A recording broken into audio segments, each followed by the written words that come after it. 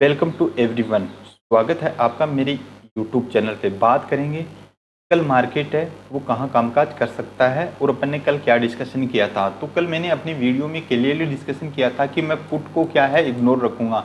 तो अगर आप देखोगे तो न तो मार्केट यहाँ पे कॉल की साइड में गया और न ही यहाँ पे पुट की साइड में यहाँ पे मार्केट गया। बैंक निफ्टी इतना बड़ा इंडेक्स है, उसमें हाई वॉलिडिटी है वो यहाँ पे देखने को मिलती है, मगर अगर आप देखोगे तो बैंक निफ्टी है वो 15 मिनट के कैंडल में ही पूरे दिन यहाँ पे क्लोज हो गया। बैंक निफ्टी और निफ्टी दोनों की सेम कंडीशन यहाँ पे देखने को मिली है। तो अभी क्या किस सिचुएशन में मार्केट खड़ा है वो यहाँ पे डिस्कशन कर लेते हैं। तो अगर आप देखोगे तो बैंक निफ्टी का मैंने यहाँ पे चार्ट लगा रखा है। बैंक निफ्टी देखोगे तो अभी भी एक रेंज के अंदर यहाँ पे ट्रेड कर रहा है। बैंक निफ्टी है वो अभी नो डिसीजन है, क्योंकि मार्केट में कुछ तो बड़ा होने वाला है। अगर आप देखोगे तो क्योंकि मार्केट एक जिस तरह से यहाँ पे बैंक निफ्टी ने यहाँ पे पोज ले रखा है, तो इस तरह के मार्केट में जब भी कोई बड़ा न्यूज या कुछ आने वाला होता है तो मार्केट अपने आप को इस तरह से यहाँ पे पोज कर लेता है।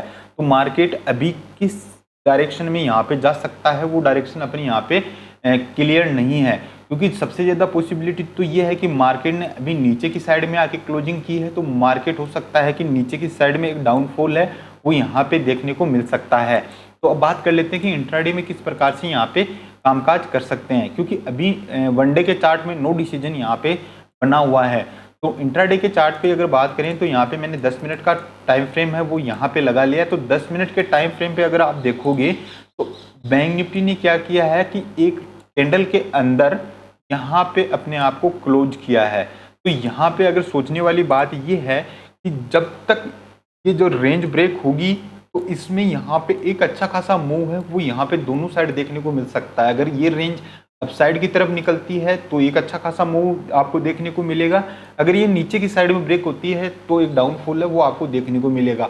इसके रीजन ये है कि इस रेंज में जिन्होंने भी बाई और सेल किया है उनके एसएल है वो इसी रेंज के यहाँ पे एसएल है कि जैसे ही मार्केट अगर मान लीजिए 49,855 के ऊपर निकलेगा और थोड़ी सी 5 या 10 मिनट यहाँ पे सस्टेन होता है, तो फिर यहाँ पे जिन्होंने भी सेल किया है इस पॉइंट पे वो यहाँ से अपना प्रॉफिट है लॉस है वो यहाँ पे बुक करेंगे और नई पोजीशन है वो यहाँ पे क्रिएट करेंगे। तो मार्केट में एक शॉर्ट कवरिंग मूव है वो अपसाइड की तरफ यहाँ पे देखने को मिल सकता है। अगर मार्केट नीचे की साइड में आता है, अगर बैंक निफ्टी 49,630 को अगर नीचे की साइड में ब्रेक करेगा तो फिर एक डाउनफॉल है वो यहाँ पे नीचे की साइड में देखने को मिल सकता है, वो भी फास्ट मूव होगा। तो फर्स्ट टारगेट है वो अपना रहने वाला है 49,430 का और सेकंड टारगेट है वो रहने वाला है 49,180 का। ये मेन टारगेट अपने नीचे की साइड में रहने वाले हैं, क्योंकि अगर बैंक निफ्टी 49,430 के समथिंग आएगा तो यहाँ पे एक सपोर्ट है वो यहाँ पे आपको दिखेगा। जो मेन सपोर्ट है वो 49,360 का मेन सपोर्ट की तरह यहाँ पे कामकाज करेगा, यानी 49,355 का ये मेन सपोर्ट है बैंक निफ्टी के लिए। तो बैंक निफ्टी हो सकता है कि यहाँ से जब ब्रेक करे तो 49,355 तक के लेवल है वो यहाँ पे दिखा सकता है। तो नज़र बना के रखेंगे इस जो ये रेंज बनी है इस रेंज के ऊपर। अब बात कर लेते हैं निफ्टी की कि निफ्टी किस प्रकार से अपने यहाँ पे कामकाज कर सकते हैं। तो निफ्टी की बात करें तो निफ्टी भी यहाँ पे मुझे काफ़ी बेरिश नज़र आ रहा है अभी। वैसे तो यहाँ पे अगर मैं वनडे का चार्ट पे देखें तो वनडे के चार्ट में अभी भी क्या है कि नो डिसीजन कैंडल है वो यहाँ पे बनी हुई है। तो मैंने अपने पिछले वीडियो में भी कहा था कि मैं पुट को यहाँ पे इग्नोर रखूँगा, उसका रीजन मैंने पिछले वीडियो में बताया था। तो अब यहाँ पे क्या है कि अभी भी निफ्टी है, निफ्टी में जो बड़ी गिरावट है वो कब देखने को मिलेगी, जब निफ्टी 23,980 के नीचे एक वनडे की कैंडल अगर क्लोज करने में कामयाब होता है तो फिर यहाँ पे एक बड़ी गिरावट है वो यहाँ पे निफ्टी में देखने को मिलेगी। तो वो जो टारगेट होंगे वो अपने 23,000 तक के टारगेट है वो आने वाले ट्रेडिंग सेशन में अपन देख सकते हैं। अब बात कर लेते हैं कि इंट्राडे के अंदर अपन यहाँ पे किस प्रकार से यहाँ पे कामकाज कर सकते हैं। तो सेम जो कंडीशन बैंक निफ्टी में बनी हुई है वही सेम कंडीशन निफ्टी में भी यहाँ पे बनी हुई है। तो निफ्टी भी क्या है, निफ्टी ने भी यही पूरे टाइम बिताया है और टाइम बिताने के बाद में यहीं पे क्लोजिंग दी है। ये ऐसा मोमेंट है कि बहुत बार कम देखने को मिलता है मार्केट में कि सुबह मार्केट जहाँ ओपन होता है वहीं क्लोज हो जाए।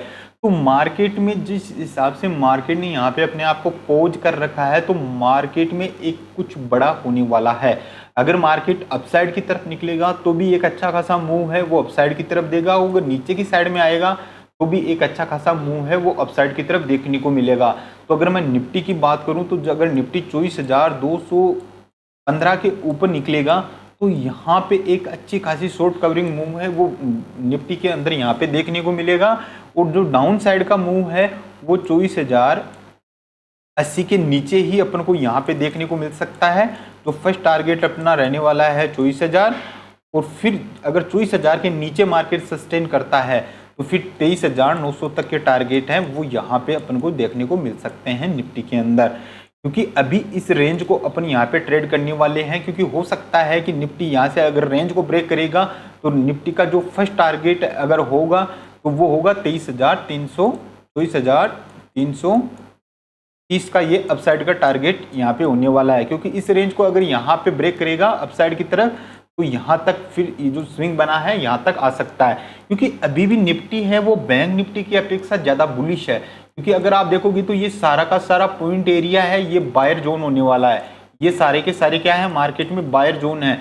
तो अभी भी मार्केट जब तक इस जो 23,980 के नीचे क्लोज करने में कामयाब नहीं होता है तब तक यहाँ पे बायर एक्टिव होते हुए आपको नजर आ सकते हैं।